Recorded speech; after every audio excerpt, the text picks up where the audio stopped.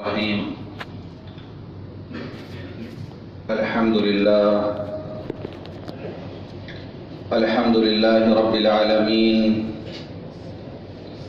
والصلاة والسلام على سيد الأنبياء والمرسلين وخاتم النبيين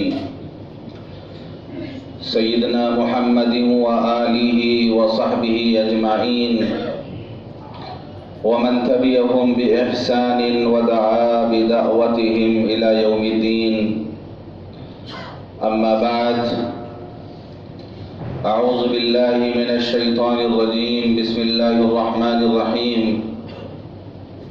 هل أتى على الإنسان حين من الدهر لم يكن شيئا مذكورا إنا خلقنا الإنسان من نطفة أمشاج نبتليه فجعلناه سميعا بصيرا إنا هديناه السبيل إما شاكرا وإما كفورا صدق الله العظيم. محترم بزرگوں، دوستوں اور دینی بھائیوں، انسان اس کائنات میں اللہ کا نائب، اس کا خلیفہ اور اس کی صفات کا مظہر ہے. یہ انسان جب اپنے اوپر محنت کرتا ہے، بنتا اور سنورتا ہے، تو یہ انسان بنتے بنتے فرشتوں سے بھی آگے نکل جاتا ہے. حضرت مجدد الفسانی رحمۃ اللہ علیہ فرماتے ہیں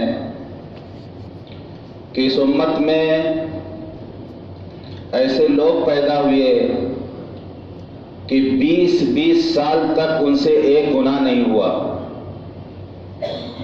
20 سال تک گناہ لکھنے والے فرشتے کو گناہ لکھنے کا موقع نہیں ملا.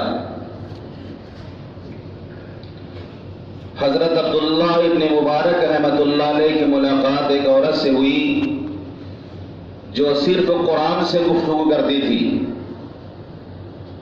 اور اس کے بیٹے نے بتایا کہ 40 سال سے ان کا یہ حال ہے کہ جو بات بھی یہ کرتی ہیں قرآن سے کرتی ہیں.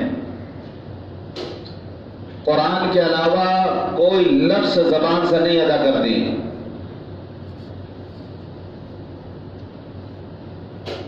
تو انسان جب اپنے آپ پہ محنت کرتا ہے، اپنے آپ کو بنانا چاہتا ہے، تو فرشتے اس پر رش کرتے ہیں. وہ فرشتوں سے بہت آگے نکل جاتا ہے. ایک صحابی ہیں حضرت اسید ابن حضیر رضی اللہ عنہ. رات کا وقت ہے، وہ نماز کے لیے کھڑے ہوئے.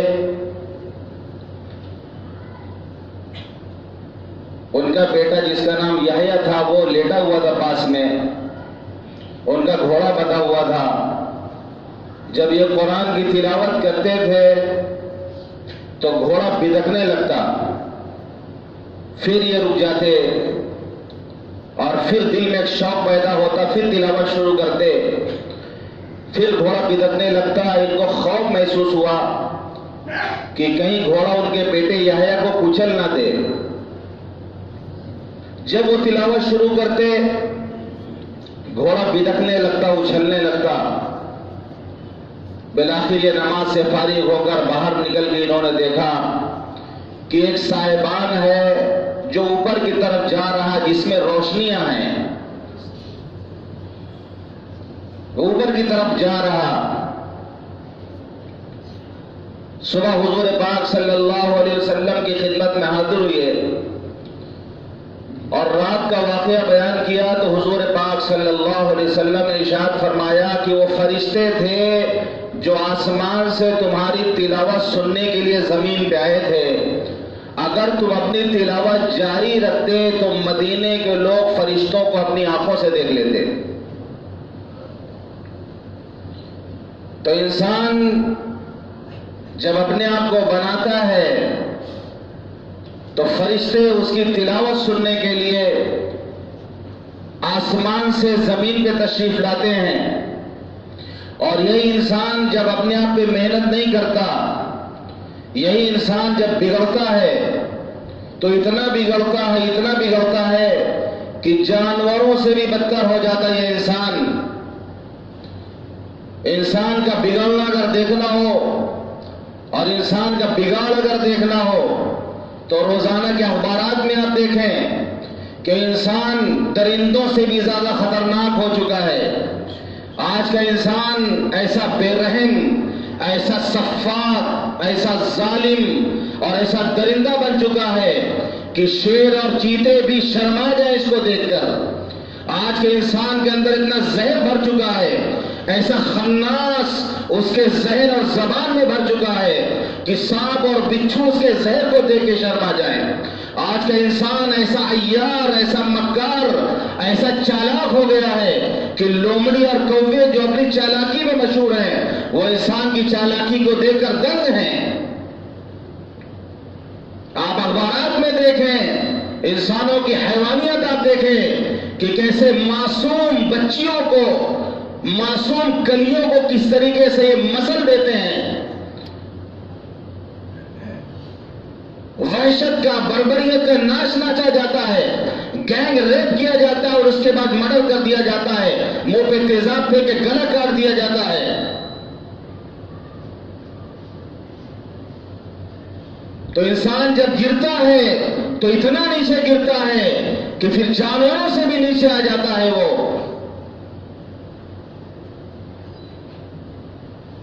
آج ہمارے ایسے اللہ والے نہیں ہیں، ورنہ جو بزرگان دین تھے ان کے دل اتنا صاف اور شفاف ان کا دل ہوتا تھا. ان کے نفس کا ایسا تزکیہ ہو چکا تھا کہ وہ پانی دیکھ کر کے اندازہ لگا لیتے تھے کہ نہانے والا زناکار ہے اور یہ زنا کرنے کے بعد نہا رہا. زنا کی بدبو اس پانی سے آتی تھی. انسانوں کی شکلیں انہیں مسک نظر آتی تھی، بدلی ہوئی نظر آتی تھی. آج ہمارے پاس وہ آنکھیں نہیں ہیں، ہمارے پاس وہ دل نہیں ہیں، اس لیے ہمیں پورے بازار میں، پورے مارکیٹ میں، پورے شہر میں اپنے جیسے انسان نظر آتے ہیں. لیکن بعض اللہ والے ایسے تھے کہ پورے بازار میں ان کو ایک انسان نظر نہیں آتا تھا. حضرت مولانا احمد علی لاہوری رحمت اللہ علیہ، جن کا انتقال سجدے کی حالت میں ہوا، 3 مہینے تک ان کی قبر سے خوشبو آتی رہی. فرماتے ایک مرتبہ میں بازار میں جا رہا تھا، میں نے ایک مجذوب بزرگ کو دیکھا، وہ مجھ سے کہہ رہے تھے احمد علی بتاؤ انسان کہاں رہتے ہیں، بتاؤ انسان کہاں رہتے ہیں. میں نے کہا حضرت یہ انسانی طور پہ نظر آ رہے ہیں. انہوں نے توجہ ڈالی میری طرف، انہوں نے توجہ ڈالی جب میری طرف تو مجھے نظر آیا کہ ایک انسان مجھے نظر نہیں آ رہا تھا. کوئی خنزیر نظر آ رہا، کوئی بندر نظر آ رہا، کوئی بھیڑیا نظر آ رہا. مجھے پورے بازار میں جانور نظر آ رہے تھے، انسان نظر نہیں آ رہا تھا کہیں پر. حضرت شاہ ولی اللہ محدث دہلوی رحمۃ اللہ علیہ کے بیٹے شاہ عبد العزیز محدث دہلوی دلی کی جامع مسجد میں جب نماز پڑھ کے نکلتے تو آخر عمر میں ان کی حالت ہو گئی تھی کہ وہ جو رومال ڈال کے نکلتے تھے اپنے چہرے پر. دیدار کرنے والوں قطاریں لگ جاتی تھی کہ حضرت ابھی نکلیں گے تب ان کا دیدار کریں گے، اور وہ چہرے پر رومال ڈال کر نکلتے تھے. خادم نے عرض کہ حضرت آپ ایسا کیوں کرتے ہیں، آپ ایسا کیوں کرتے ہیں، لوگ آپ کو دیکھنے کے لیے آتے ہیں اور آپ جو ہے چہرے پہ رومال ڈال لیتے ہیں. بس حضرت نے سنا، اپنا رومال اتار کر خادم کے سر پہ رکھا تو خادم کا بیان یہ ہے کہ مجھے سب جانور نظر آ رہے تھے. فرمایا جانتے ہو میں کیوں نظر کو چھپا دیتا ہوں، کیونکہ مجھے کوئی انسان نظر ہی نہیں آتا.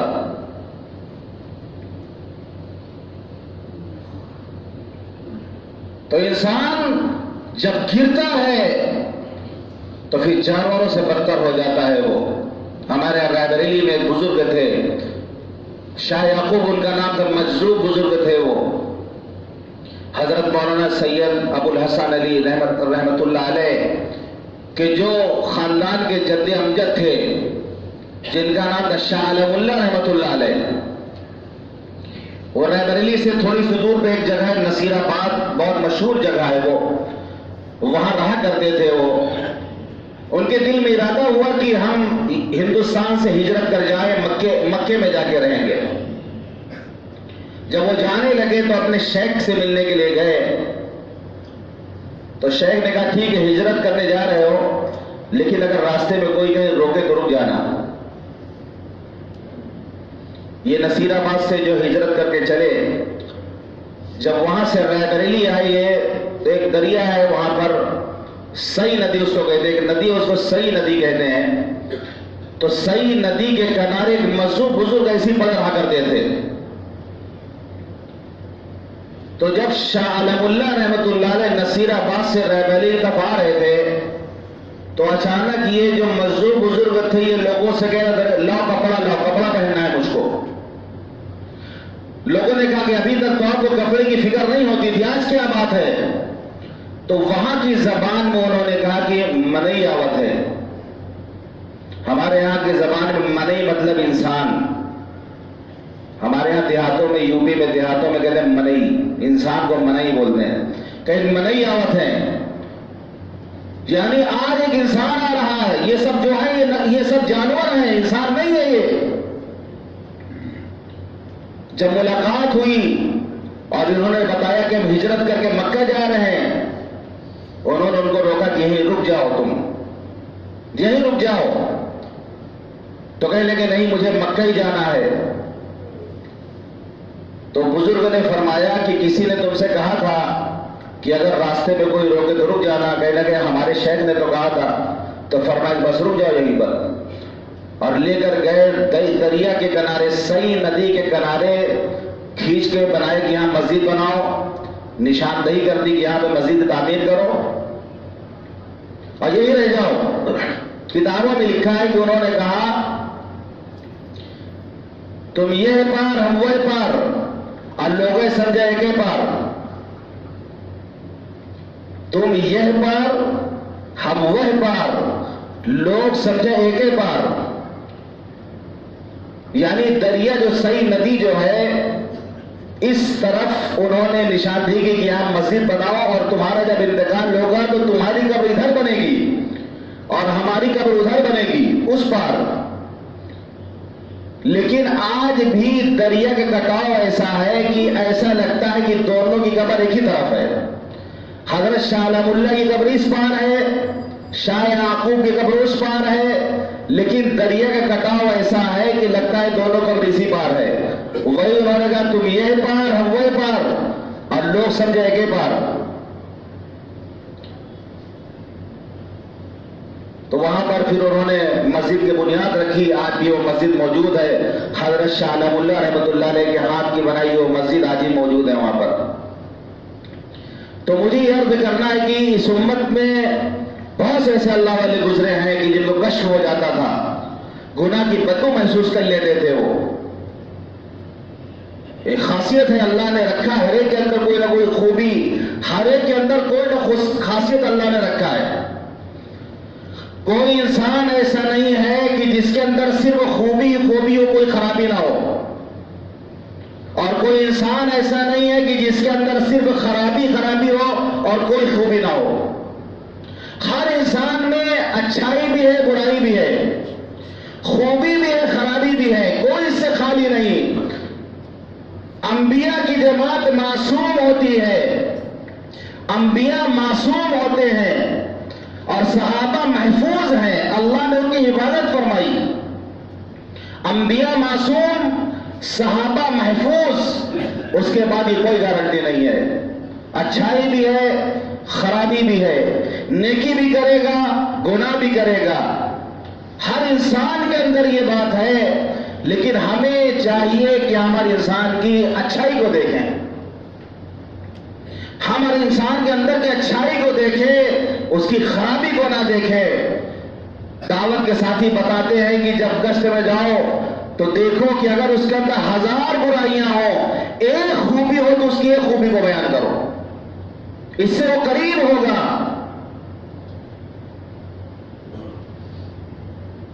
لیکن افسوس کی بات یہ ہے کہ جو آنکھ ساری دنیا کی برائی دیکھتی ہے، ساری دنیا کو دیکھتی ہے، اچھائی بھی دیکھتی ہے، خرابی بھی دیکھتی ہے، لیکن جب اسی آنکھ کے اندر تنکا چلا جاتا ہے تو وہ آنکھ اپنے تنکوں کو نہیں دیکھ پاتی۔ خود جب اس آنکھ میں کوئی چیز پڑ جاتی ہے تو دوسرے کہتا ہے دیکھو ہماری آنکھ میں کیا پڑا ہے، تو دوسرا دیکھ کے بتاتا ہے کہ تنکا پڑ گیا، کہ کنکر ہے، کہ کیا ہے، کہ بال ٹیڑھا ہو گیا ہے۔ یہ آنکھ جو سب کچھ دیکھ لیتی ہے، اچھائی بھی دیکھتی ہے، برائی بھی دیکھتی ہے، لیکن جب اس کے اندر خود کوئی بھی چلی جاتی ہے تو نہیں دیکھ پاتی۔ ہمارا حال یہ اپنا ہمیں نظر نہیں آتا، اپنی خرابی ہمیں نظر نہیں آتی، ساری دنیا کی خرابی ہمیں نظر آتی ہے۔ تو ہر انسان کے اندر کمی بھی ہے، زیادتی بھی ہے، اچھائی بھی ہے۔ ہر انسان کے اندر اللہ نے کوئی نہ کوئی خوبی رکھی ہے، کوئی خوبی سے خالی نہیں۔ اقبال نے کہا ہے کہ نہیں ہے چیز نکمی کوئی زمانے میں، نہیں ہے چیز نکمی کوئی زمانے میں، کوئی برا نہیں قدرت کے کارخانے میں۔ ٹیلنٹس ڈیفور all is well and wisely put۔ خوبیاں مختلف ہیں، خوبیاں مختلف ہیں اور سب اچھی ہیں، اور اللہ نے بہت حکمت کے ساتھ ان کو رکھا ہے۔ ایک بادشاہ تھے محمود غزنوی، ان کا واقعہ مولانا روم نے اپنی کتاب مثنوی میں لکھا ہے کہ ایک مرتبہ وہ سادہ لباس پہن کر رات میں گشت کرنے کے لیے نکلے۔ رات میں گشت کرنے کے لیے تو دیکھا ایک جگہ پر کہ چوروں کی جماعت بیٹھی ہوئی ہے جو چوری کرنے کا منصوبہ بنا رہی۔ یہ بھی سادے لباس میں تھے، یہ بھی جا کے اس میں شامل ہو گئے۔ چوروں نے پوچھا بھائی تم کون ہو؟ انہوں نے کہا کہ ہم بھی تمہارے میں سے ایک ہیں، تو ان کو بھی اپنے گروپ میں شامل کر لیا۔ پھر چوروں نے کہا کہ یہ بتاؤ کہ اس کے اندر کیا کیا خوبی ہے، خوبی بتاؤ اپنی اپنی جس سے چوری میں مدد ملے۔ ایک چور نے کہا کہ میرے اندر یہ خوبی ہے کہ رات میں اگر کتا بھونکتا ہے تو ہم سمجھ جاتے ہیں کہ کتا اپنی زبان میں کیا کہہ رہا، کتے کی زبان نہ سمجھتے ہیں، بہت بڑی خوبی ہے بھائی۔ دوسرے نے کہا میرے اندر یہ خوبی ہے کہ میں رات کے اندھیرے میں اگر کسی کو دیکھ لوں تو دن کے اجالے میں بھی اس کو پہچان لیتا ہوں کہ رات میں ہم نے اس کو دیکھا تھا، بہت بڑی خوبی۔ تیسرے نے کہا میرے اندر یہ خوبی ہے کہ میں مٹی سونگ کے بتا دوں گا کہ خزانہ کہاں دفن ہے، مٹی سونگ کے بتا دوں گا کہ کہاں خزانہ دفن ہے، وہی کھدائی کیجیے گا۔ چوتھے نے کہا کہ میرے اندر یہ خوبی ہے کہ میں دیوار میں اپنے ہاتھ سے چھید کر سکتا ہوں، سوراخ کر سکتا ہوں۔ چوتھے نے کہا کہ میرے اندر یہ خوبی ہے کہ جہاں جتنا اونچا محل ہو ہم کمند ڈال سکتے ہیں، رسا پھینک کر اس کو پھنسا کے ہم اس پر چڑھ سکتے ہیں۔ جب سب نے اپنی خوبی بتائی تو بادشاہ محمود غزنوی سے چوروں نے کہا کہ حضرت آپ بتائیے آپ میں کیا خوبی ہے؟ تو محمود غزنوی نے کہا کہ میرے اندر یہ خوبی ہے کہ مجرم کا جب جرم ثابت ہو جائے اور اس کو پھانسی کا حکم ہو جائے اور میری داڑھی ہل جائے تو اس کی پھانسی کینسل، میں صرف داڑھی ہلا دوں اپنی، اس کی پھانسی کینسل ہو جائے گی، پھانسی اس کی منسوخ ہو جائے۔ سب نے کہا کہ بڑی خوبی ہے، اگر چوری کرنے میں ہم پکڑے گئے تو بچانے والا تو وہی ہے، یہ بچا لے گا ہم لوگوں کو۔ تو کہاں چوری کیا جائے؟ تو چلو محمود غزنوی کے گھر میں چوری کیا جائے۔ اب محمود غزنوی بھی ساتھ میں اور ان کے محل میں چوری کا پروگرام بنایا۔ جب چل رہے یہ لوگ راستے میں کتا بھونکا، جب کتا بھونکا تو جو کتے کی زبان سمجھتا تھا اس نے کہا کتا کہہ رہا کہ تمہارے ساتھ بادشاہ بھی ہے، تمہارے ساتھ بادشاہ بھی ہے۔ لالچ بہت بری چیز ہوتی ہے، لالچ کے آگے انسان کو سمجھ میں نہیں آتا، اور لوگ اس نے بالکل صحیح بتایا لیکن چونکہ چوری اور مال کا لالچ تھا اس لیے اس کی بات ان لوگوں نے نہیں سنا کہ تم غلط کہہ رہے ہو. تو لالچ ایسی چیز ہے کہ انسان سے عجیب عجیب کام کرواتی ہے. دو دوست بیٹھ کے کھانا کھا رہے تھے, سامنے سے کتا آیا تو ایک دوست نے کتے کو کہا السلام علیکم. تو دوسرے نے کہا کتے کو سلام کر رہے ہو تم؟ اس نے کہا تم نہیں سمجھو گے, ہم نے کتے کو اس لیے سلام کیا ہے کہ ہو سکتا ہے کتا جنات ہو سکتا ہے جنات کا سردار ہو اور ہمارے سلام سے خوش ہو کر ہمیں خوب مال دے دے, اس لیے ہم نے اس کو سلام کیا. تو لالچ ایسی چیز ہے کچھ بھی کروا سکتی ہے. تو اس نے صحیح کہا کہ کتے بھاگ رہے ہیں اور کہہ رہے ہیں کہ تمہارے ساتھ بادشاہ ہے, لیکن اس کی بات کسی نے نہیں مانا. آگے گئے, جانے کے بعد کمن ڈالا جس کے اندر وہ خوبی تو اس نے کمن ڈالا. محل میں گئے جس کے اندر سوراخ کرنے کی صلاحیت اس نے سوراخ کیا. مٹی سونگا, بتائے کہ خزانہ یہاں دفن ہے, خزانہ یہاں دفن ہے. چوری اڑی کر کے مال لے کے نکلے وہ لوگ. صبح ہوئی, محمود غزنوی کا دربار لگا. اس نے سپاہیوں کو بھیجا کہ فلاں فلاں جگہ جاؤ, چوروں کو پکڑ کر کے لاؤ. چوروں کو پکڑا گیا, سارے چور آئے, پھانسی کا حکم ہو گیا کہ بادشاہ کے محل میں لوگوں نے جو چوری کی ہے اب ان کا ڈر سے کلیجہ منہ کو آ رہا, سارے چوروں کا کلیجہ منہ کو آ رہا. لیکن جس کے اندر یہ خوبی تھی کہ رات کی تاریکی میں جس کو دیکھ لیتا صبح پہچان لیتا تھا, اس نے جب محمود غزنوی دیکھا تو پہچان لیا اس نے کہ یہ تو بادشاہ تھے اور ہمارے ساتھ یہ بھی تھے, یہ ضرور معاف کر دیں گے آج. سارے چور پریشان تھے, لیکن جس کے اندر خوبی تھی پہچاننے کی وہ مطمئن تھا.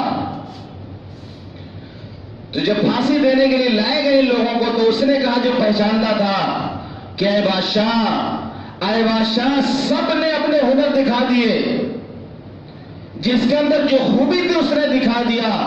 ہماری خوبیوں نے تو ہمیں بربادی تک پہنچا دیا ہے. اب آپ اپنی خوبی دکھا دیجئے تاکہ ہماری جان بچ جائے. آپ اپنی خوبی دکھا دیے تاکہ ہم بچ جائیں. ہلا دی اپنی داڑھی کو, آپ حکم دے دیجئے. تو بادشاہ مسکرایا اور اس نے اشارہ کیا کہ پھانسی جو ہے منسوخ کر دیا جائے, کینسل کر دیا جائے. تو پھانسی منسوخ ہو گئی ان لوگوں کی. تو مولانا روم نے اس واقعے کے بعد لکھا ہے کہ اس دنیا میں ہم لوگ بھی گناہ کر کے, غلطیاں کر کے, اور جو ہے اللہ نے جو حدود قائم کیے ہیں ان کو توڑ کر کے ہم زندگی گزار رہے ہیں. اس دنیا میں جس نے پہچاننے والی آنکھ بنا لی اپنی, جس کو اللہ کی معرفت حاصل ہو گئی, کل قیامت کے دن اللہ اسے درگزر فرمائے گا. اور ایک استدلال کے مولانا روم نے کہ بادشاہ ساتھ میں تھا اور دیکھ رہا تھا کہ یہ محل میں چوری کرنے جا رہے ہیں, بادشاہ کے محل میں چوری کرنے جا رہے ہیں. اگر بادشاہ چاہتا اسی وقت جو ہے فوج کو بلا لیتا, پولیس والوں کو بلا لیتا, ان کو گرفتار کرا دیتا, لیکن بادشاہ نے چوری کرنے دیا, مہلت دیا ان کو. اسی طرح اللہ تعالیٰ ہمیں گناہ کرتے دیکھ رہا, اللہ نے مہلت دے رہا. اللہ چاہے تو ہماری پکڑ کر سکتا ہے. ہم گناہ کرتے ہیں, اللہ چاہے تو اسی وقت ہماری پکڑ کر سکتا ہے کہ ہم جی ٹی روڈ پہ جائیں اور بس آئے, ہماری موت واقع ہو جائے, ہمارا ایکسیڈنٹ ہو جائے. لیکن نہیں, اللہ دیکھ رہا, گناہ کرتے دیکھ رہا, پھر بھی اللہ ہمیں مہلت دے رہا. اس لیے دعا سکھائی گئی کہ دعا کرو, اللہم لا تخزنی فإنک بی عالم ولا تعذبنی فإنک علی قادر. اللہ تو مجھے رسوا نہ کر. اللہم لا تخزنی فإنک بی عالم, اللہ تو مجھے رسوا نہ کر, تو میرے بارے میں اچھی طرح جانتا ہے کہ میں کیسا ہوں. ولا تعذبنی, اللہ تو مجھے عذاب نہ دے, تو مجھ پر قادر ہے, تو عذاب دے سکتا ہے. لیکن اللہ تو ہمیں عذاب نہ دے. تو ہم گناہ کرتے ہیں, اللہ چاہے پیشاب خالی ہمارا روک دے. جائیے اسپتالوں میں جا کے دیکھیں, پیشاب کی تھیلی لٹکی ہوئی ہے. جا کے دیکھیں صرف پیشاب رکا ہوا ہے, چیخیں مار رہے ہیں مریض مسافروں اسپتالوں کے اندر. ہم پانی پی رہے ہیں, پیشاب کر رہے ہیں. کتنے اللہ کے بندے ہیں کہ پانی حلق سے ان کے نہیں اتر رہا, لقمہ ان کے حلق سے نہیں اتر رہا. تو اللہ مہلت دے رہے ہیں ہمیں. اللہ تعالیٰ نے اس دنیا کو دار الامتحان بنایا, دار الجزا نہیں بنایا. یہ عمل کی جگہ ہے, دار العمل ہے. یہاں پہ صرف عمل ہوگا, جزا اور سزا آخرت میں ملے گی. اگر یہ دنیا دار الجزا ہوتی تو ہمارے کرتوت ایسے ہیں, ہمارے اعمال ایسے ہیں کہ ایک انسان کا اس زمین پر زندہ رہنا مشکل ہوتا. ایسے خوفناک, ایسے دردناک واقعات رونما ہوتے ہیں کہ زمین بھر جاتی اور بھسا ہو جاتے ہیں لوگ. لیکن یہ دنیا دار العمل ہے, یہ عمل کی جگہ ہے, یہ حساب کی جگہ نہیں ہے. یہاں عمل ہے, حساب نہیں ہے. وہاں پر حساب ہوگا, عمل نہیں ہوگا. وہاں پر حساب ہوگا, عمل نہیں ہوگا. کوئی عمل کرنا چاہے گا تو عمل کرنے کی اجازت اس کو نہیں ملے گی. تو جو آدمی معرفت والی آنکھ اپنی بنا لے گا, جس کو اللہ کی معرفت حاصل ہو جائے گی, تو وہ کل اللہ کے عفو درگزر کو دیکھے گا, اللہ کے کرم کو دیکھے گا, اللہ کے رحم کو دیکھے گا, اور اللہ اسے درگزر فرمائے گا. تو میرے بھائیوں, ہر ایک کے اندر اللہ نے کوئی نہ کوئی خوبی رکھی ہے. اس خوبی کو تلاش کریے, اس خوبی کو پہچانیے, اس خوبی کو اجاگر کریے, اس خوبی کو اپنے سامنے لائیے, اور اپنی اس خوبی سے دوسروں کو فائدہ پہنچائیے. اپنے شر سے, اپنی برائی سے خود بھی بچیے, دوسروں کو بھی بچائیے, کہ ہمارے شر سے دوسروں کو نقصان نہ پہنچے. اپنوں کے شر سے اللہ بچائے. انسان خود اپنے شر سے نقصان اٹھاتا ہے اور اس کے شر سے دوسرے لوگ بھی نقصان اٹھاتے ہیں. ہم ایسے بننے کی کوشش کریں کہ ہمارے شر سے دوسرے لوگ محفوظ ہوں, ہمارے خیر سے دوسرے لوگ مستفید ہوں, ہمارے خیر سے دوسرے لوگ فائدہ اٹھانے والے بنیں. اس نیت سے باہر اگر نہیں نکلتے, اس نیت سے اگر باہر نہیں نکلتے کہ باہر جائیں گے تو ہم کو دھکا لگے گا, ہم کو جو تکلیف پہنچے گی, تو تکبر کی علامت ہے.